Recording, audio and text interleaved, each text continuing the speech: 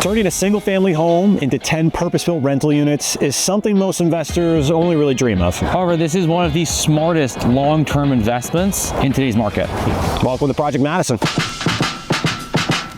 This project's going to be a 10-unit stacked townhouse, purpose-built infill project in the heart of downtown Kitchener.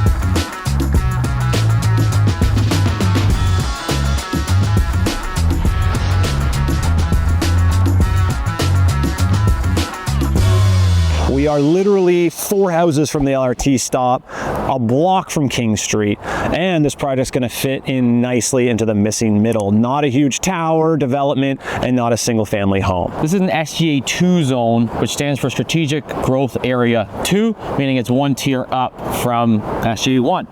Now, this lot is 50 by 209. We're actually going to do everything as of right to get our purpose-built 10-plex here. Those parts were really important, and we did our research before we even started. We'll get into more of that later. Let's show off a little bit of the project.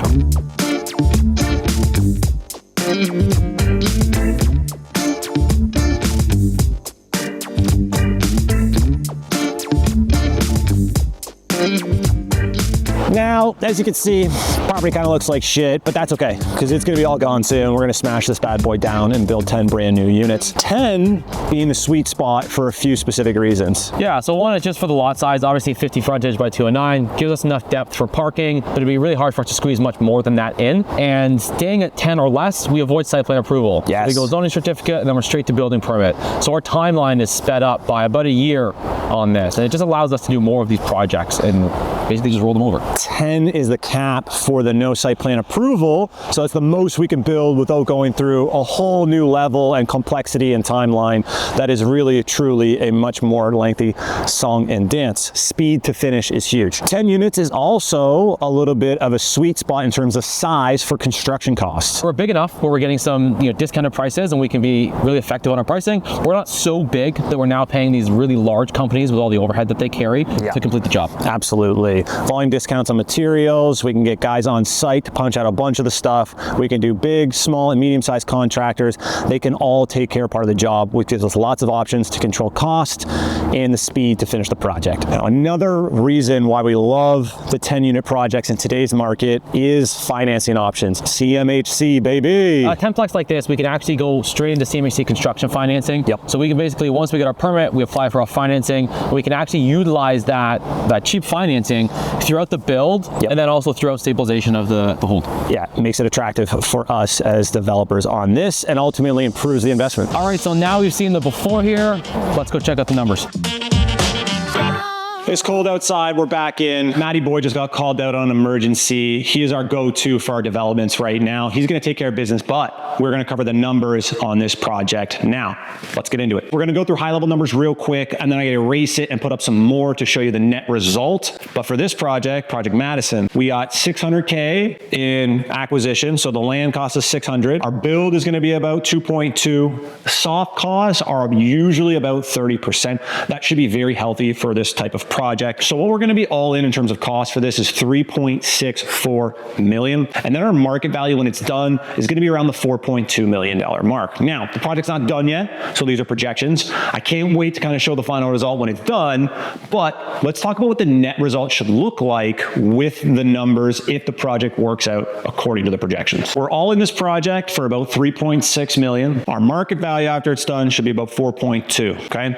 Now, our market value 4.2, our mortgage on that is around the 3.45 mark, okay? That means we're probably left in this deal around 180 to 190,000. That's the amount of cash that we put in that is probably gonna end up staying in the deal.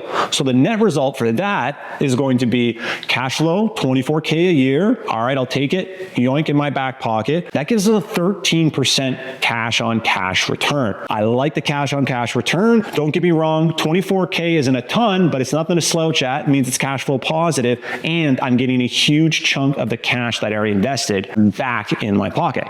Now, to pull off this project, we need about 800,000 in cash to actually pull it off. So one specific thing we did with this project was we actually purchased the land cash. Now, this reduces our carrying cost, and that's one thing that can kill investors and developers carrying heavy financing for an extended period of time because permitting and building start or building process just takes too long. Now, after After starting the project about 6 months in, our construction financing will kick in. We'll get a nice little $400,000 draw back, and then we'll be using our construction financing draws to actually pay for the construction as it progresses.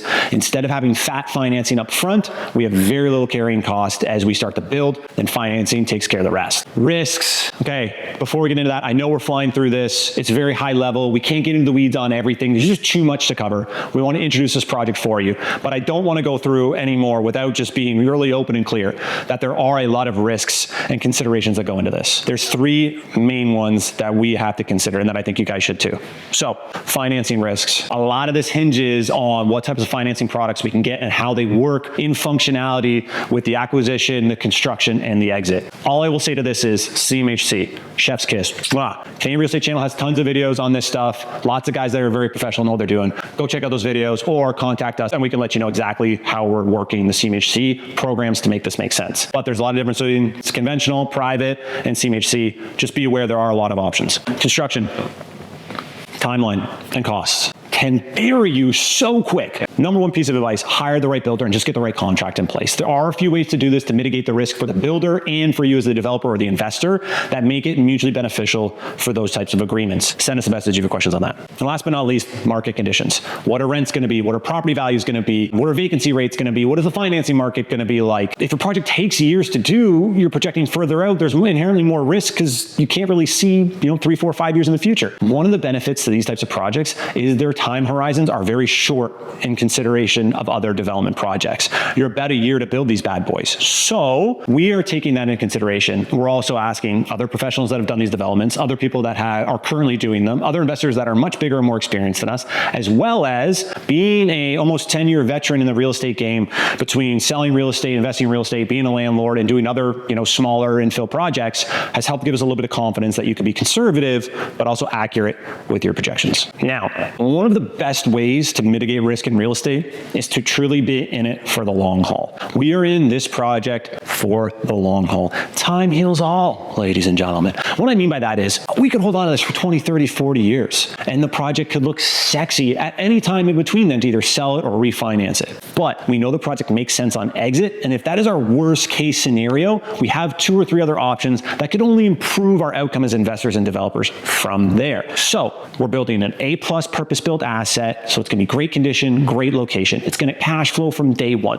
It's not going to have rent controls, and having a new purpose-built asset is attractive on so many levels, from insurance, from potential resale, from appraisal, from what tenants want, from what property management wants, from what our maintenance staff wants and skilled trades wants. It's just a very all-around attractive asset, and for that reason, and because we have a long time horizon, we're mitigating a lot of inherent risks where people get into a lot of trouble if they're squeezing everything in, your budget's tight, your timeline's tight, your exit options are very minimal, and you're really pigeonholing yourself into one potential option that could be successful. We're avoiding that here, and that's going to help this project be a success. Myself and my partner, Matt Phipps, we've been doing real estate full-time for about a decade, selling real estate, helping clients invest in real estate, and building our own portfolio. Where I'm going with this is we've owned, sold, and helped buy and sell all different types of assets. This type of project is extremely attractive for us because it offers great return, the best quality asset, which I don't want to underscore, and the numbers make sense. Also, we love that it's fast.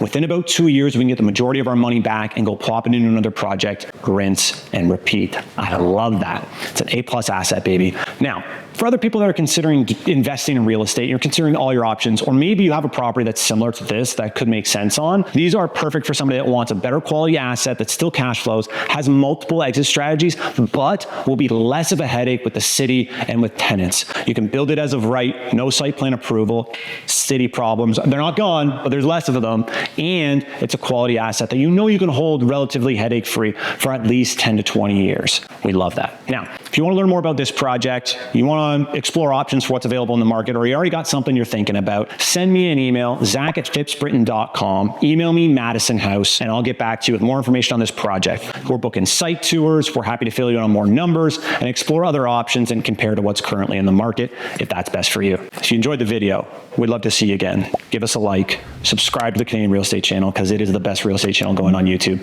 and we'll see you again on the next video.